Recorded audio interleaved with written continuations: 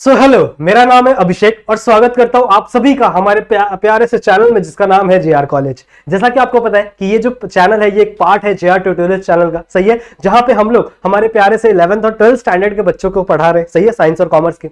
मैं आप लोग को पढ़ा रहा हूं बायोलॉजी आपके 12th स्टैंडर्ड की, और हम लोग ने 4th लेसन स्टार्ट किया हुआ था, that is molecular basis of inheritance. अगर आप मेरे साथ शुरू से जुड़े हुए हैं, अगर आप लेक्चर बाय लेक्चर मेरे साथ वीडियो देख रहे हैं, तो आप लोग को हर एक चीज समझ में आ रही होगी, आप लोगों को मजा आ रहा होगा इस जर्नी में, सही है। तो हम लोग ने 4th लेसन स्टार्ट कर दिया था, जिसमें हम लोग ने ऑलरेडी 4 लेक्चर देख लिए हैं। तो किसी भी बच्चे ने अगर गलती से भी कोई भी लेक्चर मिस कर दिया होगा तो जरूर से जाके पिछले वाले लेक्चर्स देख लेना, सही है। इस लेक्चर में भी बहुत ज्यादा मजा आने वाला है। और एक और इंपॉर्टेंट बात कि जो लेक्चर नंबर 4 है वो बहुत इंपॉर्टेंट है इस लेक्चर को समझने के लिए। अगर आप लेक्चर नंबर 4 देखोगे तो बहुत सारी बातें मैंने उसमें समझाई हुई हैं। अगर आप वो लेक्चर देखकर आओगे तो ये लेक्चर आपको और ज्यादा अच्छे तरीके से समझ में आएगा। क्लियर है, समझ में आ गई बात। अच्छा, अगर मेरी थोड़ी सी एनर्जी आप लोगों को स्लो लग रही होगी, लो लग रही होगी तो माफ करना, क्योंकि मुझे काफी टाइम से फीवर हुआ है, ठीक है, मेरी तबीयत थोड़ी सी खराब है काफी दिनों से। बट आपके इतने ब्यूटीफुल से मैसेज आते, प्यारे से मैसेज आते इंस्टाग्राम पे, सही है, जिसके वजह से हमें एनर्जी मिलती रहती है लेक्चर वीडियोस बनाने के लिए, सही है। अगर आपने इंस्टा पे मुझे फॉलो नहीं किया है, वहां पे आप आ सकते हैं, वहां पे आप मुझसे कनेक्ट हो सकते हैं, कोई भी डाउट्स आपके हैं तो वो भी पूछ सकते हैं। सिमिलरली अगर आपको कोई भी नोट चाहिए इस बायोलॉजी के, फिजिक्स के, केमिस्ट्री के, तो वो भी आप आके हमारे इंस्टाग्राम ऐप से हमारे जो इंस्टाग्राम ऐप बोल रहा हूं, हमारा जो जेआर ट्यूटोरियल्स का एप्लीकेशन है, वहां पे आप लोगों को सारे नोट्स मिल जाएंगे। तो इस एप्लीकेशन को डाउनलोड करना ना भूले। सारे बच्चे इस एप्लीकेशन को डाउनलोड करेंगे आज ही जाके, अब भी जाके, सही है, लेक्चर के बाद जाके, सही है, इस एप्लीकेशन को डाउनलोड करेंगे। और वहां पे इस एप्लीकेशन के बड़े सारे फायदे हैं, नोट्स तो मिलेंगे ही आप लोग को, फिर आप लोग को और भी बड़ी सारी जैसे क्वेश्चन पेपर्स मिलने वाले प्रैक्टिस करने के लिए, तो वो सब भी आप लोग यहां से डाउनलोड कर सकते हैं। क्लियर है? तो स्टार्ट करते हैं लेक्चर नंबर 5। देखो, लास्ट वाले लेक्चर में हम लोग ने क्या डिसाइड किया हुआ था, क्या डिस्कस किया हुआ था कि भाई हम लोग डिस्कस कर रहे थे प्रोटीन सिंथेसिस के बारे में। आखिरकार प्रोटीन सिंथेसिस कैसे होती है, ठीक है, कैसे चलती है, वो हम लोग देख रहे थे। हम लोग ने आई गेस ट्रांसक्रिप्शन चालू किया हुआ था, और हम लोग ने प्रोकैरियोट्स के अंदर कैसे ट्रांसक्रिप्शन चलता है वो डिस्कस कर लिया था, सही है। आज हम लोग डिस्कस करेंगे बच्चों यूकैरियोट्स के अंदर, सही है। हम यूकैरियोट्स है ना, तो हमारे अंदर कैसे ट्रांसक्रिप्शन, ट्रांसलेशन चलता है, प्रोटीन का फॉर्मेशन कैसे होता है, वो चीजें आज थोड़ा डीपली हम लोग इस लेक्चर के अंदर डिस्कस करने वाले हैं, ठीक है। तो चलो स्टार्ट करते हैं। ओके, सो ओवरव्यू की बात करें तो मैंने आप लोग को ये ऑलरेडी काफी बार बताया हुआ है कि इस लेसन को हम लोग इस तरीके से कंप्लीट करने वाले हैं, सही है। सबसे पहला था search for the genetic material, जो मैंने लेक्चर नंबर 1 में लिया था, सही है, जेनेटिक मटेरियल की खोज, जिसके ऊपर 3 एक्सपेरिमेंट थे, सही है। वो तीनों एक्सपेरिमेंट पढ़ लेना। ग्रिफिथ का था, अपना मैकार्टी का था, ठीक है, एवरी मैकार्टी मैक्लॉड का एक्सपेरिमेंट था, और तीसरा वाला कौन सा था, मार्था चेज का, वो देख लेना, सही है। उसके बाद आपका डीएनए रेप्लिकेशन, डीएनए पैकेजिंग, इसको लेक्चर नंबर 2 में, इसको लेक्चर नंबर 3 में मैंने कवर किया हुआ था। प्रोटीन सिंथेसिस स्टार्ट किया हुआ था, लेक्चर नंबर 4 हो गया है इसी के ऊपर, लेक्चर नंबर 5 भी इसी के ऊपर बना रहेगा। उसके बाद हम लोग जीनोम पढ़ेंगे जब ये खत्म हो जाएगा तो, और लास्ट में हमारा डीएनए फिंगरप्रिंटिंग, वो भी बहुत इंपॉर्टेंट टॉपिक बन जाता है हमारे लिए। स्टार्ट करें, ठीक है, स्टार्ट करें, चलो स्टार्ट करते हैं आज का लेक्चर। देखो, प्रोटीन सिंथेसिस हम लोग डिस्कस कर रहे थे। जो बच्चों ने पिछला वीडियो देखा है, बहुत अच्छी बात है, आप लोगों को हर एक चीज समझ में आएगी। जिन्होंने नहीं देखा है, या फिर जो लोग थोड़ा थोड़ा भूल गए हैं, क्योंकि एक दिन हो गया, कल 1-2 दिन पहले आई थी ना, समझ रहे हो, तो उन चीजों को थोड़ा सा रिवाइज कर लेते। देखो, हम लोगों को क्या पता है प्रोटीन सिंथेसिस के बारे में, प्रोटीन बनाना क्यों जरूरी है। प्रोटीन बनाना बच्चों इसीलिए जरूरी है क्योंकि हमारे बॉडी में जो कैरेक्टर्स हैं वो प्रोटीन की वजह से दिखते हैं। हम लोग बोलते हैं ना कि यार मेरे बॉडी में कैरेक्टर्स आए हैं मेरे फादर से, मेरे मदर से, सही है। तो कैरेक्टर ट्रांसफर होते हैं एक जनरेशन से दूसरी जनरेशन में। इस चीज को हम लोग क्या बोलते हैं, इनहेरिटेंस या फिर हेरिडिटी बोलते हैं ना, सही है। तो कैरेक्टर्स हमारे बॉडी में कैसे दिखते हैं, अगर मेरे बालों का कलर काला है तो वो क्यों है, किसी के बालों का कलर व्हाइट होता है, जैसे आप अमेरिका चले जाओ, ठीक है, अगर आप इंग्लैंड चले जाओ तो वहां पे लोगों का कलर ब्लैक नहीं होता ना, हल्का सा ब्राउनिश होता है, व्हाइटिश होता है, सही है। ऐसा क्यों हो रहा है, सही है। मेरे जो आंखों का स्ट्रक्चर है, जो मेरे आंखों का आइरिस का कलर है, उसके बाद जो मेरे स्किन का कलर है वो भी डिफरेंट होता है, डिफरेंट टू डिफरेंट पर्सन। ऐसा क्यों हो रहा है, बिकॉज ऑफ आपके बॉडी के अंदर उस प्रकार के प्रोटीन बन रहे हैं। अगर आप व्हाइट हो तो आपके अंदर अलग प्रोटीन बन रहे हैं, अगर आप थोड़े से डार्क शेड के हो तो आप अलग प्रोटीन बन रहे हैं, सही है। रेसिज्म नहीं कर रहा हूं मैं, बस बता रहा हूं कि कौन कौन सी चीजें हमारे बॉडी में होती है, सही है। तो ये जितने भी कैरेक्टर्स है ये सब किसकी वजह से आते हैं, प्रोटीन की वजह से। अब प्रोटीन का फॉर्मेशन कैसे होता है वही हम लोग इस टॉपिक में पढ़ रहे हैं। तो सबसे पहली बात हम लोग ने क्या पढ़ा था कि हमारे क्रोमोसोम के अंदर देयर वाज अ स्ट्रक्चर जो बहुत इंपॉर्टेंट है, सही है, जिसके बारे में हम लोग शुरू से डिस्कस करते हुए रहे, दैट इज डीएनए, सही है। डीएनए का फुल फॉर्म क्या है, डाइऑक्सी राइबोन्यूक्लिक एसिड। फिर डीएनए का बच्चों एक पार्ट होता है, डीएनए का एक छोटा सा पार्ट होता है जो आगे चल के जीन बनाने में आरएनए बनाने में हेल्प करता है। मैंने आप लोगों को बताया था ना कि प्रोटीन डायरेक्टली नहीं बन जाएगा, प्रोटीन डीएनए सबसे पहले आरएनए का फॉर्मेशन करेगा और ये आरएनए आगे चलकर किसका फॉर्मेशन करेगा, दैट इज प्रोटीन का फॉर्मेशन करेगा। तो डायरेक्टली नहीं बनता। मैंने आप लोगों को क्या बताया था कि इस डीएनए से आगे चल के सबसे पहले क्या बनेगा, आरएनए बनेगा। सही है, इस डीएनए सबसे पहले क्या बनेगा, आरएनए बनेगा। सिंपल सी बात है, यहां तक समझ में आ रही है बात, ठीक है। इस प्रोसेस को क्या कहते हैं, इस प्रोसेस को हम लोग कहते हैं बच्चों ट्रांसक्रिप्शन। ट्रांसक्रिप्शन क्लियर है। तो ट्रांसक्रिप्शन मतलब क्या, ट्रांसक्रिप्शन इज द प्रोसेस जहां पे आप किसका फॉर्मेशन कर रहे हो, आरएनए का फॉर्मेशन कर रहे हो। किससे फॉर्मेशन कर रहे हो, डीएनए के फॉर्मेशन कर रहे हो। देखो जो पूरा कंप्लीट डीएनए है वो पूरा कंप्लीट डीएनए कभी भी आरएनए फॉर्मेशन में नहीं जाता। डीएनए का एक सर्टेन पार्ट वही आगे चल के आरएनए फॉर्म करता है। समझ में आ रही बात, डीएनए का एक छोटा सा पार्ट वही आगे चल के आरएनए फॉर्म करता है। पूरे डीएनए का सिर्फ 1 to 2% ही पार्ट आगे चल के, हार्डली 1 to 2% पार्ट ही आगे चल के प्रोटीन फॉर्मेशन में हेल्प करता है। तो जो भी पार्ट डीएनए का प्रोटीन बना रहा है उस पार्ट को हम लोग क्या बोलेंगे, जीन। सही है, जीन बोलेंगे। तो जीन का डेफिनेशन क्या हो गया, gene is the part of a DNA. ठीक है, जीन क्या है, एक डीएनए का पार्ट है जो एक कंप्लीट आरएनए को बना दे। ठीक है, जो क्या बना दे, कंप्लीट आरएनए को बना दे, इसको हम लोग क्या बोलेंगे, जीन। सही है, जीन से या फिर डीएनए से सबसे पहले क्या बनेगा, आरएनए बनेगा। इस प्रोसेस को मैंने क्या बोला, ट्रांसक्रिप्शन। फिर इस आरएनए से आगे चले क्या बनेगा, प्रोटीन। ठीक है, इससे आगे चल के क्या बनेगा, प्रोटीन का फॉर्मेशन होगा। इस प्रोसेस को हम लोग क्या कहते हैं, ट्रांसलेशन। ठीक है, इस प्रोसेस को हम लोग क्या बोलते हैं, ट्रांसलेशन। सही है। फिर एक और मैंने आपको बात बताई थी, कभी कभी ऐसा भी होता है कि इस आरएनए से वापस प्रोटीन बन जाता है। ठीक है, हमारे अंदर तो नहीं होता, हमारे अंदर नहीं होता, but there are many bacteria, जैसे कुछ वायरस होते हैं, राइनो वायरस होते हैं। ठीक है, राइनो या रेट्रो वायरस। ठीक है, नाम देख लेना एक बार, retrovirus I think, I guess. ठीक है, तो उन रेट्रो वायरसेस में क्या होता है पता है, आरएनए से डीएनए का फॉर्मेशन करते हैं। समझ में आ रही बात, ये उल्टी प्रोसेस चलाते हैं। और इस प्रोसेस को बच्चों हम लोग कहते हैं, देखो सीधी प्रोसेस को हम लोग क्या बोल रहे थे, ट्रांसक्रिप्शन। तो उल्टी प्रोसेस को हम लोग क्या बोलेंगे, reverse transcription. Reverse transcription. Clear है, समझ में आ रही बात। ठीक है, ऐसे ही आप लोग ने जब कोविड का टाइम चल रहा था, आप लोग ने भी देखा होगा कोविड के टाइम पे, तो वहां पे एक टेस्ट किया जाता था लोगों का। उस टेस्ट को हम लोग कहते थे आरटीपीसीआर। सुना है, आरटीपीसीआर करके एक टेस्ट करते थे लोगों का, जिस टेस्ट में हम लोग बताते थे कि यार इसके बंदे के अंदर कोविड है या कोविड नहीं है। ठीक है, तो इस आरटीपीसीआर का मतलब क्या है, आरटी का मतलब ही होता है बच्चों रिवर्स ट्रांसक्रिप्शन। ठीक है, हम लोग उस बैक्टीरिया का आरएनए लेके उसको डीएनए में कन्वर्ट करते थे और उस डीएनए को हम लोग क्या करते थे, मल्टीप्लाई करते थे। उस मल्टीप्लिकेशन की प्रोसेस को हम लोग पीसीआर कहते हैं, पॉलीमरेज चेन रिएक्शन। सही है, समझ में आ रही बात। तो उसको आगे चल के हम लोग बढ़ाते समझ में आ रही है बात, क्लियर है। तो आरटीपीसीआर वाला भी कंसेप्ट समझ में आ गया, ये समझ में आ गया।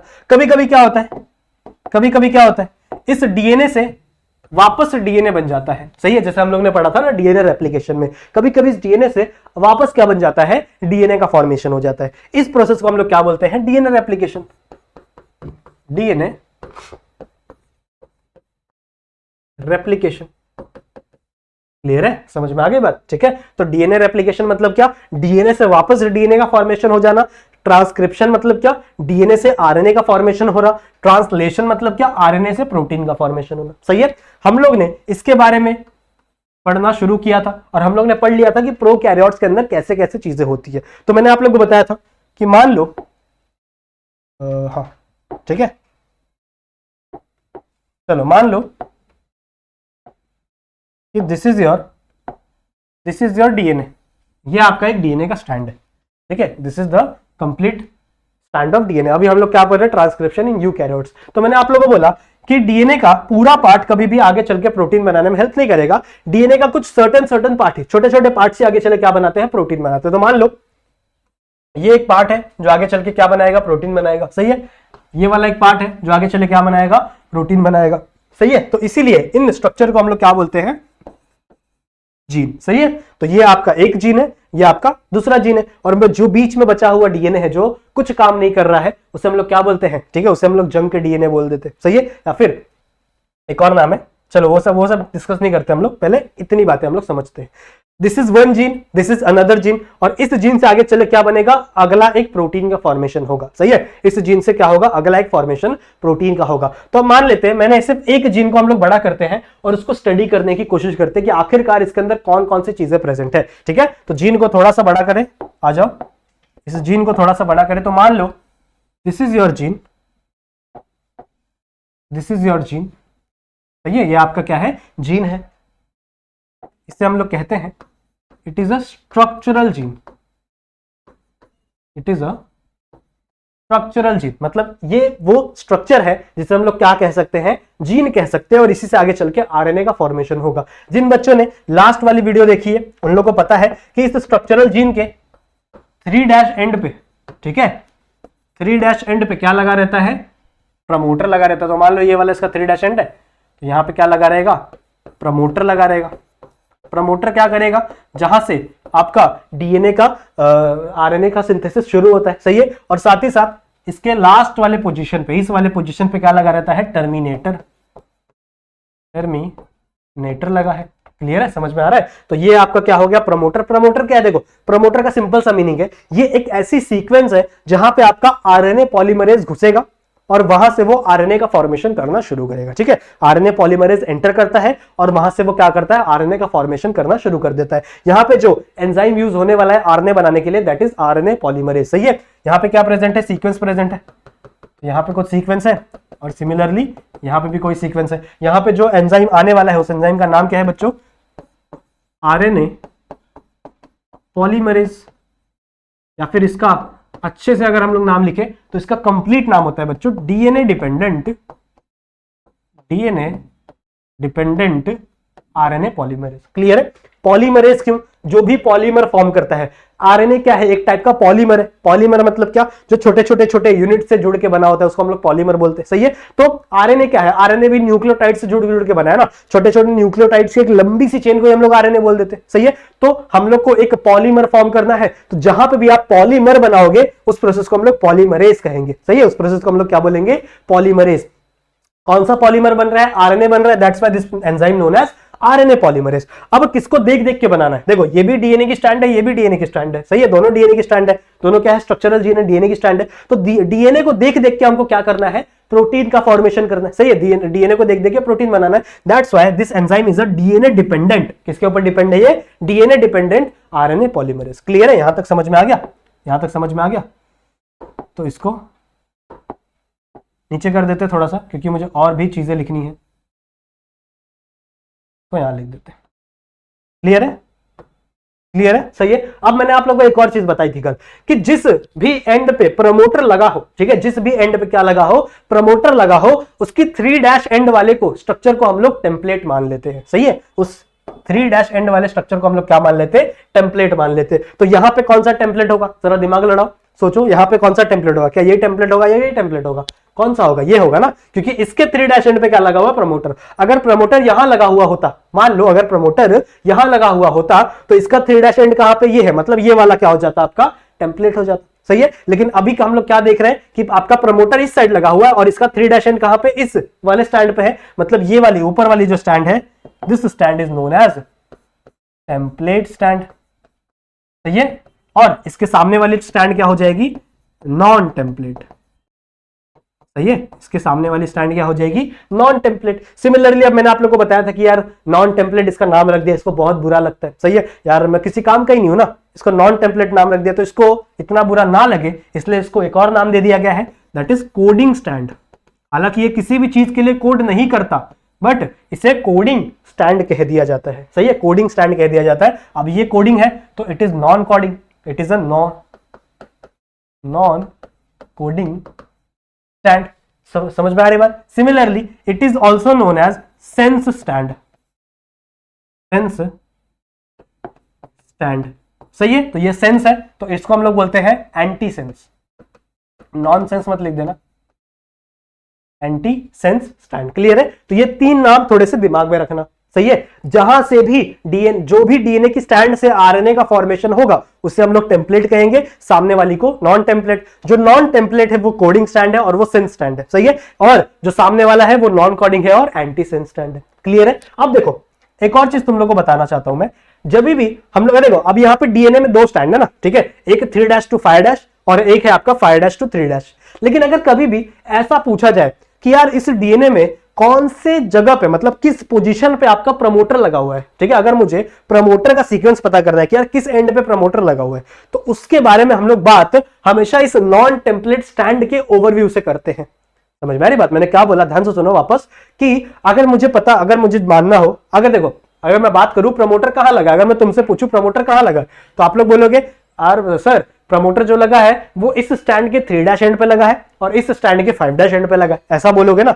लेकिन यहां पे कंफ्यूजन हो सकता है ना भैया, कौन सा 3' है कौन सा 5' है। इसीलिए जब हम लोग किसी भी लोकेशन की बात करते हैं, प्रमोटर के लोकेशन की बात करते हैं, टर्मिनेटर के लोकेशन की बात करते हैं, तो हम लोग हमेशा इस नॉन टेम्पलेट वाले स्टैंड को कंसिडर करते हैं। मतलब हमेशा हम लोग ये बोलेंगे कि प्रमोटर 5' एंड पे लगा हुआ है और आपका टर्मिनेटर 3' एंड पे लगा हुआ है। समझ में आ रही बात। देखो सिंपल सी बात है कि यार ये आरएनए बना रहा है, तो ये बोलता है यार मुझे भी एक काम दे दो। इसका काम क्या है कि जब भी प्रमोटर की और टर्मिनेटर की बात होगी तो हमेशा हम लोग रेफरेंस में इस स्टैंड को यूज करेंगे। सही है, हम लोग इस स्टैंड का रेफरेंस लेके इसका लोकेशन बताएंगे। समझ में आ रही बात कि प्रमोटर इस 5' एंड पे है और आपका जो टर्मिनेटर है वो 3' एंड पे है। समझ में आया। ये थोड़ा सा दिमाग अपने अपने समझ में आ जाओ। ठीक है, समझ लो और अपने कॉपी में कहीं लिख लेना साइड में। सही है कि जब भी हम लोग इसके लोकेशन की बात करेंगे प्रमोटर और टर्मिनेटर की, ठीक है, तो हमेशा हम लोग किसके इन्फ्लुएंस में बात करेंगे, किसके रेफरेंस में बात करेंगे, इस नॉन टेम्पलेट स्टाइल की।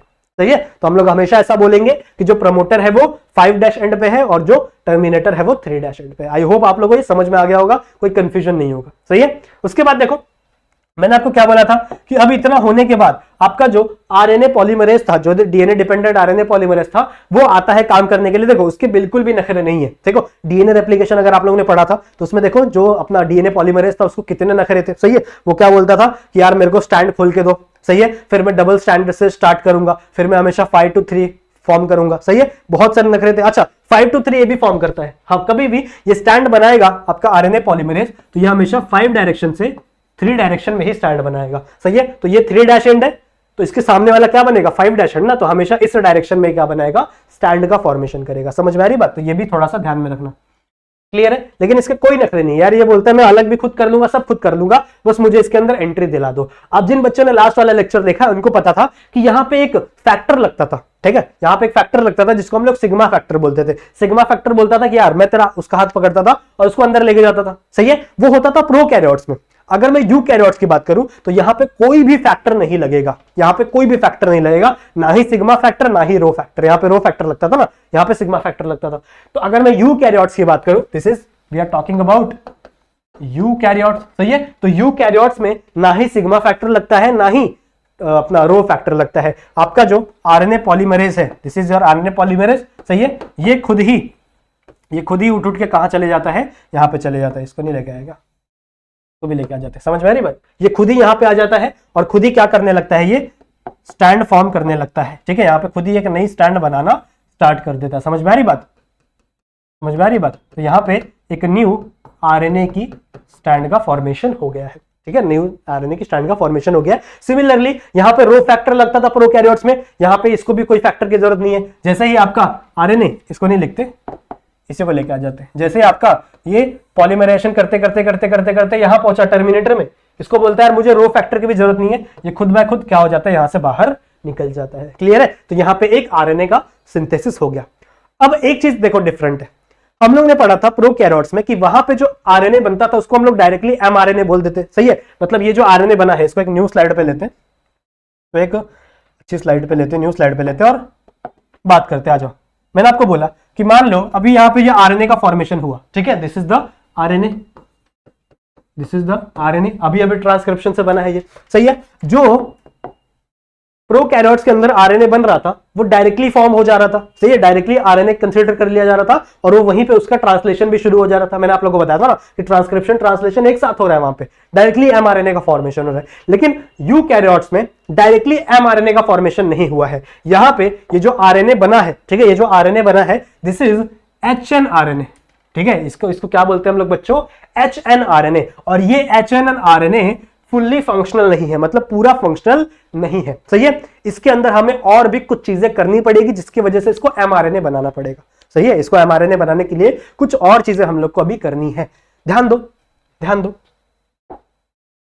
देखो मैंने आप लोगों को बताया था प्रोकैरियोट्स के अंदर दोनों प्रोसेस कहां चल रही थी, मतलब ट्रांसलेशन और ट्रांसक्रिप्शन दोनों कहां चल रही थी, साइटोप्लाज्म में, क्योंकि उसके पास कोई न्यूक्लियस होता ही नहीं है, सही है। लेकिन अगर मैं यूकैरियोट्स की बात करूं तो यूकैरियोट्स में जो ट्रांसक्रिप्शन है, यानी जो अभी वाली जो प्रोसेस मैंने आप लोगों को समझाई है, वो प्रोसेस न्यूक्लियस के अंदर चलती है, और ट्रांसलेशन जब एमआरएनए का फॉर्मेशन हो जाएगा ना, तो ये जो एमआरएनए है ये चला जाएगा साइटोप्लाज्म में, मतलब ट्रांसलेशन कहां पे होगी, साइटोप्लाज्म में। तो ट्रांसक्रिप्शन अलग जगह पे हुई, ट्रांसलेशन अलग जगह पे हुई, ट्रांसक्रिप्शन न्यूक्लियस के अंदर हुई, ट्रांसलेशन कहां पे हुई, साइटोप्लाज्म के अंदर, यूकैरियोट्स की अगर बात करें तो, ठीक है। अब यहां पे ये जो डीएनए फॉर्म हुआ है, सॉरी ये जो आरएनए फॉर्म हुआ है, this is not the complete RNA, सही है, यह आपका कंप्लीट आरएनए नहीं है, इसको हम लोग एमआरएनए नहीं बोल सकते। This RNA is known as hnRNA, और अभी इसके अंदर थोड़ा सा मॉडिफिकेशन किया जाएगा, सही है, थोड़ा सा मॉडिफिकेशन हम लोग करेंगे। उस मॉडिफिकेशन के बाद ये कन्वर्ट होगा किसके अंदर, थोड़ा सा जब हम इसे मॉडिफाई करेंगे बच्चों, तब उसके बाद ये कन्वर्ट होगा किसके अंदर, एमआरएनए के अंदर, ठीक है, तब ये किसमें कन्वर्ट होगा, एमआरएनए के अंदर। और ये मॉडिफिकेशन भी न्यूक्लियस के अंदर ही चलता है, ये पूरा प्रोसेस यहां से लेके यहां ये पूरा प्रोसेस कहां चल रहा है, न्यूक्लियस के अंदर ही चल रहा है, ठीक है। जैसे ही एमआरएनए फॉर्म होगा तब वो न्यूक्लियस से क्या हो जाएगा, बाहर निकल जाएगा। न्यूक्लियस में से छोटे छोटे पोर्स होते हैं, छोटे छोटे छेद होते हैं, उन छेद से ये एमआरएनए क्या हो जाएगा, बाहर हो जाएगा। तो ये मॉडिफिकेशन भी हम लोग को सीखनी पड़ेगी कि आखिरकार इसके अंदर कौन कौन सी चीजें होती हैं जिसकी वजह से ये कन्वर्ट हो पाता है एक एचएनआरएनए से आपके एक एमआरएनए में, सही है। तो टोटल 3 स्टेप होती है, देखो 3 स्टेप होती है, ध्यान से पढ़ेंगे। क्या है टॉपिक का नाम, मॉडिफिकेशन, मॉडिफिकेशन देखना है आपने को, मॉडिफिकेशन इन एचएनआरएनए, ठीक है, मॉडिफिकेशन इन एचएनआरएनए, क्लियर है, यहां तक क्लियर है। 3 स्टेप्स होते हैं बच्चों, एक होते हैं, एक को हम लोग कहते हैं कैपिंग, ठीक है, एक को हम लोग कहते हैं टेलिंग, और थर्ड स्टेप होता है अपना स्प्लाइसिंग। 3 स्टेप है, ठीक है, एक है आपका कैपिंग, एक है आपका टेलिंग, और एक है आपका स्प्लाइसिंग। कुछ नहीं है आपका, ये जो एचएनआरएनए की स्टैंड है, दिस इज योर एचएनआरएनए।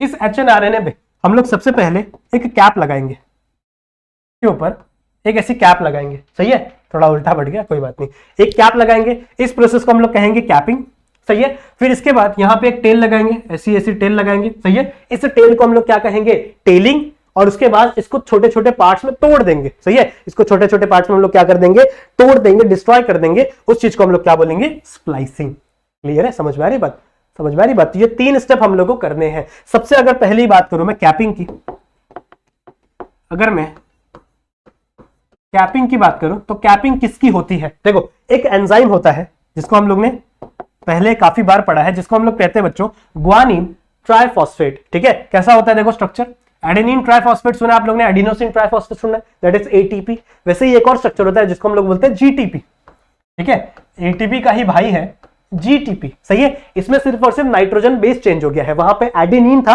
यहाँ पे ग्वानिन है, सही है। तो कैसा स्ट्रक्चर होता है इसका, कुछ ऐसा, एक राइबोस शुगर रहता है, यहाँ पे ऑक्सीजन, यहाँ पे लग जाता है बच्चों आपका ग्वानिन, सही है, और यहाँ पे 3 फॉस्फेट, 1 2 3, सही है। तो अगर एक फॉस्फेट रहेगा तो मोनोफॉस्फेट, 2 रहेगा तो डाइफॉस्फेट, 3 रहेगा तो ट्राइफॉस्फेट, ठीक है। तो इस स्ट्रक्चर को हम लोग क्या बोलते हैं, it is the guanosine triphosphate, ठीक है, it is the guanosine triphosphate. कुछ नहीं होगा, इस ग्वानोसिन पे बच्चों एक मिथाइल ग्रुप लग जाएगा, ठीक है, मिथाइल ग्रुप समझते हो ना, CH3 समझते हो ना, CH3। तो एक CH3 ग्रुप अगर इसके ऊपर लग गया, so this is your cap. यही आपकी कैप क्या होती है, ऐड होती है कहां पे जाके, आपके उस स्ट्रक्चर के ऊपर, सही है। तो इसको हम लोग क्या बोल देंगे, मिथाइल, ठीक है, इसका पूरा नाम क्या हो जाएगा, मिथाइल गुआनोसिन ट्राइफॉस्फेट, ठीक है, मिथाइल गुआनोसिन ट्राइफॉस्फेट। क्लियर है। तो क्या हो जाएगा यहाँ पे, क्या हो जाएगा यहाँ पे, दिस इज योर एचएनआरएनए। इस एचएनआरएनए में एक कैप लग गई है, मैंने अभी आप लोगों को बताया, एक कैप लग गई है, और इस कैप का नाम क्या है, इस कैप का नाम क्या है, it is a methyl guanosine triphosphate. Clear है, क्लियर है, ठीक है, यहां तक चीजें क्लियर है। आई होप आप लोग को यहां तक हर एक चीज समझ में आ रही होगी। इतना चीजें नोट डाउन जरूर से करेंगे, ठीक है, इतनी चीजें आप जरूर से नोट डाउन करेंगे, ठीक है, जरूर से नोट डाउन करेंगे। क्लियर है, समझ में आ गया, समझ में आ गया। अब नेक्स्ट क्या है, नेक्स्ट है बच्चों टेलिंग, नेक्स्ट क्या है, टेलिंग। आ जाओ, कैपिंग समझ में आ गया, इसको मिटा दूं मैं, इसको मिटा दूं मैं, इसको एक बार फटाक से नोट डाउन कर लो, इसका स्क्रीनशॉट ले लो एक बार फटाक से, ठीक है, ले लिया। चलो इसको मैं मिटा रहा हूं, okay. Next is the telling, ठीक है, नेक्स्ट इज द टेलिंग। अब टेलिंग किसकी होती है, देखो टेलिंग किसकी होती है, टेलिंग एक और स्ट्रक्चर होता है बच्चों, जिसे हम लोग बोलते हैं बच्चों एडिनाइलेट, ठीक है, एडिनाइलेट, इसे आप एडिनिन एसिड भी बोल सकते हो, ठीक है, कुछ नहीं होता, एडिनोसिन होता है ऐसा स्ट्रक्चर, एडिनोसिन होता है, इसके ऊपर सिर्फ एक ही फॉस्फेट लगा होता है, ठीक है, इसे आप एडिनोसिन मोनोफॉस्फेट भी बोल सकते हो, ऐसा एक स्ट्रक्चर होता है जिसे हम लोग एडिनाइलेट बोलते हैं, सही है। इस एडिनाइलेट का टेल फॉर्म होता है, टेल जैसा स्ट्रक्चर फॉर्म होता है। कितने लगते हैं ये, एक नहीं, दो नहीं, ऑलमोस्ट कितने, 200 से 300, मतलब अगर मैं बात करूं यहां पे आपका टेल लगेगा, ठीक है, और वो जो एडिनाइलेट है, जिसे आप एडिनोसिन मोनोफॉस्फेट भी कह सकते हो, ये यहां पे अराउंड कितने, 200 से 300 क्वांटिटी में प्रेजेंट हो जाएंगे। सही समझ में आ गया। तो ये आपका कैपिंग हो गया, ये आपका टेलिंग हो गया। दो प्रोसेस समझ में आ गई, एकदम क्लियर, एकदम क्लियर, दो प्रोसेस समझ में आ गई। लास्ट का एकदम सिंपल प्रोसेस है। देखो लास्ट में, अब देखो होता क्या पता है, जब प्रोकैरियोट्स का जो एमआरएनए था, उसमें पूरा का पूरा जो एमआरएनए था उससे आगे चल के प्रोटीन बन जाता था, लेकिन इसके अंदर ऐसा नहीं होता। इसके अंदर मान लो ये कुछ इतना पार्ट है, ये कुछ इतना पार्ट है जिससे आगे चल के प्रोटीन बनेगा, और बीच में कुछ फालतू पार्ट प्रेजेंट है। तो मान लो यहाँ पे भी ऐसा कुछ पार्ट है और बीच में फालतू पार्ट है, यहाँ पे भी कुछ पार्ट है, बीच में जो फालतू पार्ट है। समझ में आ रही बात, ठीक है। तो ये इंपॉर्टेंट पार्ट है जिससे आगे चल के प्रोटीन का फॉर्मेशन होगा, और ये जो बीच वाले पार्ट है ना, ये क्या है, फालतू है, कुछ काम के नहीं है, तो इन्हें निकालना पड़ेगा ना। इन्हीं को निकालने की प्रोसेस को हम लोग क्या बोलते हैं, स्प्लाइसिंग बोलते हैं, ठीक है। इसी के निकालने के प्रोसेस को हम लोग क्या बोलते हैं, स्प्लाइसिंग बोलते हैं। देखो होता कुछ नहीं है, एकदम सिंपल है। मान लो ये दो जीन है, ठीक है, ये जो ग्रीन कलर का स्ट्रक्चर बनाया ना मेरे, ये दो हाथ है, ठीक है, ऐसे मैं लगा देता हूं, ऐसे, सही है। और ये जो बीच का, ये जो आप लोग देख रहे हो ना, थ्रेड देख रहे हो, ठीक है, ये क्या है, बीच वाला पार्ट है, जो कि कुछ भी यूजफुल नहीं है, तो कुछ नहीं होगा। ये ऐसे नीचे जाएगा, ऐसे नीचे जाएगा, ऐसे नीचे जाएगा, और ये दोनों पार्ट एक दूसरे से कनेक्ट हो जाएंगे, और ये नीचे वाला पार्ट अलग हो जाएगा। समझ रहे हो, कुछ नहीं, कुछ ऐसा स्ट्रक्चर फॉर्म होगा। तो मिटाता हूं, कुछ ऐसा स्ट्रक्चर फॉर्म हो जाएगा, ऐसा, सही है। और यहां से ये दोनों चिपकेंगे और ये यहां से अलग हो जाएगा, सही है। यहां पे एक छोटा सा आरएनए का स्ट्रक्चर आके लग जाएगा, यहां पे एक छोटा सा आरएनए का स्ट्रक्चर आके लग जाएगा, और वही क्या करेगा, इन दोनों को सेपरेट कर देगा, और ये दोनों स्ट्रक्चर आके यहां से लग जाएंगे। समझ में आ रही बात। इस चीज को हम लोग क्या बोलते हैं, दैट इज स्प्लाइसिंग, ठीक है। इस चीज को हम लोग क्या बोलते हैं बच्चों, स्प्लाइसिंग कहते हैं। समझ में आ रही बात, समझ में आ रही बात। और ये जो आपका स्ट्रक्चर फॉर्म हुआ है, ये इसे हम लोग बोलते हैं स्प्लाइसोसोम। क्लियर है। एक चीज मैंने आप लोगों को बताई ही नहीं, भूल गया बताने के लिए। ये जो स्ट्रक्चर है, जो बहुत इंपॉर्टेंट है, जिससे आगे चल के प्रोटीन बनेगा, सही है, इसे हम लोग कहते हैं एक्सॉन, सही है। और ये जो खाली वाले स्ट्रक्चर है, जो बीच में प्रेजेंट है, इसे हम लोग बोलते हैं इंट्रॉन, सही है। तो एक्सॉन काम के है, इंट्रॉन फालतू है, ठीक है। एक्सॉन काम के है और इंट्रॉन फालतू है। क्लियर है, ये थोड़ा सा ध्यान में रखना। एक्सॉन काम के है, तो यहां पे क्या होगी, स्प्लाइसिंग होगी, कुछ ऐसा स्ट्रक्चर फॉर्म होगा, सही है। यहां पे देखो, यहां पे भी स्प्लाइसिंग होगी, कुछ इस तरीके का ऐसा स्ट्रक्चर फॉर्म होगा, और इस स्ट्रक्चर पे कौन आके लग जाएगा, ऐसे छोटे छोटे आरएनए के स्ट्रक्चर, यहाँ पे ऐसे छोटे छोटे आरएनए के स्ट्रक्चर आके लग जाएंगे। इस पूरे स्ट्रक्चर को मैंने क्या बोला, इस पूरे स्ट्रक्चर को this is the spliceosome. Clear है, समझ में आ गया। और ये यहां से ऐसे अटैच हो गया, और आपका यहां पे एक कंप्लीट स्ट्रक्चर बन गया। ये जो आज सारे एक्सॉन थे, ये जुड़ गए, और एक आपका कंप्लीट स्ट्रक्चर बन गया। और भूलना नहीं है, इसी स्ट्रक्चर पे यहाँ पे कैप भी लगा हुआ है, सही है, कैप भी लगा हुआ है। सिमिलरली यहाँ पे टेल भी लगी हुई है। क्लियर है। अब इस स्ट्रक्चर को हम लोग क्या कह सकते हैं, this is the mRNA। Now this structure is known as mRNA। I hope आप लोग को ये चीज क्लियर हो गई होगी, ठीक है। mRNA क्या होता है, आई होप आप लोग क्लियर हो गया होगा। सही है। एक चीज और समझानी है मुझे आप लोग को, एक चीज मुझे और समझानी है। देखो हमारे अंदर क्या था, मान लो ये कोई जीन है, ठीक है। इस जीन से आगे चल के क्या फॉर्म हुआ, एक आरएनए फॉर्म हुआ, ठीक है। This is the RNA, this is gene, ठीक है, दिस इज आरएनए, कौन सा आरएनए, ये एमआरएनए फॉर्म हुआ, सही है। और इस एमआरएनए से आगे चल के क्या फॉर्म होगा, इस एमआरएनए से आगे चल के प्रोटीन फॉर्म होगा, सही है। इस एमआरएनए से आगे चले क्या फॉर्म होगा, प्रोटीन्स फॉर्म होंगे। सिमिलरली समझ में आ रही बात। अब याद करो, मैंने आप लोगों को बताया था कि इनके अंदर, प्रोकैरियोट्स के अंदर एक डीएनए से एक आरएनए बनता था और इस एक आरएनए से डिफरेंट टाइप्स के प्रोटीन बनते थे। मैंने आप लोगों को बताया था ना, एक आरएनए से डिफरेंट टाइप के प्रोटीन बनते थे। इसीलिए डीएनए का यानी जीन का वो पार्ट जो एक प्रोटीन बनाता था उसको सिस्ट्रॉन कहा जाता था। याद आ रहा है? देखो मान लो अगर इससे आगे चल के 3-4 प्रोटीन बनते, सही है, या इससे तो इससे एक प्रोटीन, इतने से एक प्रोटीन बनता, इतने से एक प्रोटीन बनता, इतने से एक प्रोटीन बनता, समझ रहे हो? तो इतना आरएनए इतने डीएनए ने बनाया है, फिर इतना आरएनए इतने डीएनए ने बनाया है, इतना आरएनए इतने डीएनए ने बनाया है। तो डीएनए का यानी जीन का वो पार्ट जो आगे चल के कंप्लीट प्रोसेस बना कर रहा है, एक कंप्लीट प्रोटीन फॉर्म कर रहा है, उसे मैं क्या बोलूंगा, उसे मैं सिस्ट्रॉन फॉर्म को बोलूंगा। क्या बोलूंगा उसे मैं? सिस्ट्रॉन फॉर्म कर, सिस्ट्रॉन बोलूंगा। क्लियर है? लेकिन एक चीज हम लोग को यहां देखने के लिए मिल रही है, जैसे कि प्रोकैरियोट्स के अंदर, ठीक है, प्रोकैरियोट्स के अंदर बहुत सारे सिस्ट्रॉन्स प्रेजेंट होते थे, सही है, बहुत सारे सिस्ट्रॉन्स प्रेजेंट होते थे। लेकिन अगर मैं यूकैरियोट्स की बात करूं, टॉकिंग अबाउट यूकैरियोट्स, तो इस यूकैरियोट में बच्चों सिर्फ एक ही सिस्ट्रॉन होता है। ये पूरा डीएनए, पूरा जीन एक आरएनए बनाएगा और इस एक आरएनए से आगे चल के सिंगल प्रोटीन बनेगा, ठीक है। इससे आगे चल के सिंगल प्रोटीन का फॉर्मेशन होगा। इसका मतलब क्या है कि ये जो सिस्ट्रॉन है सिंगल है, एक ही सिस्ट्रॉन है। That's why this cistron is known as बच्चों मोनोसिस्ट्रॉनिक जीन। इस जीन को हम लोग क्या बोलते हैं? Monocistronic gene. समझ में आ गई बात? क्योंकि इसके अंदर एक ही सिस्ट्रॉन प्रेजेंट है, that's why this cistron is known as monocistronic gene. Clear है? तो एमआरएनए बनाना सीख लिया हम लोग ने। अब इस एमआरएनए से आगे चल के हम लोग को ट्रांसलेशन करके प्रोटीन बनाना है, सही है। सिंपल सी प्रोसेस है। उस एमआरएनए के ऊपर देखो होता क्या है, होता क्या है, ये आपका एमआरएनए है, सही है। इसके ऊपर आके आगे चल के आपका राइबोसोम लग जाएगा। यहां से ऐसे राइबोसोम आएगा, यहां से आएगा, 2 टुकड़े होते हैं राइबोसोम के, ठीक है। राइबोसोम 2 पार्ट में होता है और ये राइबोसोम किससे बना हुआ है? आरआरएनए से, सही है। यहाँ पे क्या है आपके ऊपर? न्यूक्लियोटाइड की सीक्वेंस है, सही है। इस न्यूक्लियोटाइड की 3-3 न्यूक्लियोटाइड की सीक्वेंस को रीड किया जाएगा। कौन रीड करेगा? टीआरएनए।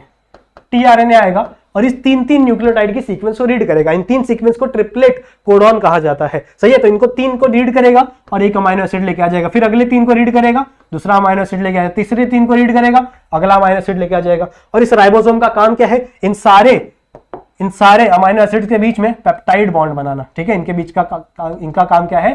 इन सबके बीच में पेप्टाइड बॉन्ड का फॉर्मेशन करना। इसको हम लोग डिटेल में डिस्कस करेंगे बट अगले लेक्चर में। क्लियर है? ये लेक्चर ऑलरेडी लंबा हो चुका है, सही है। तो आई होप आप लोग को ये सारी चीजें पसंद आई होंगी। आपको लेक्चर पसंद आया होगा। लेक्चर पसंद आया तो वीडियो को लाइक जरूर से कर दें, बिना लाइक किए कोई नहीं जाएगा, सही है। वीडियो को लाइक कर दो, चैनल पे नए हो तो सब्सक्राइब कर लेना, सही है। इसके अगले आने वाले लेक्चर में हम लोग ट्रांसलेशन की बात करेंगे, सही है। वहां पे देखेंगे कि कैसे आगे चल के प्रोटीन का फॉर्मेशन होता है। तो आई होप आप लोगों को लेक्चर में मजा आया होगा, नई चीजें सीखने मिली होंगी, सही है। तो मिलते हैं नेक्स्ट वीडियो में, तब तक के लिए कीप स्टडिंग।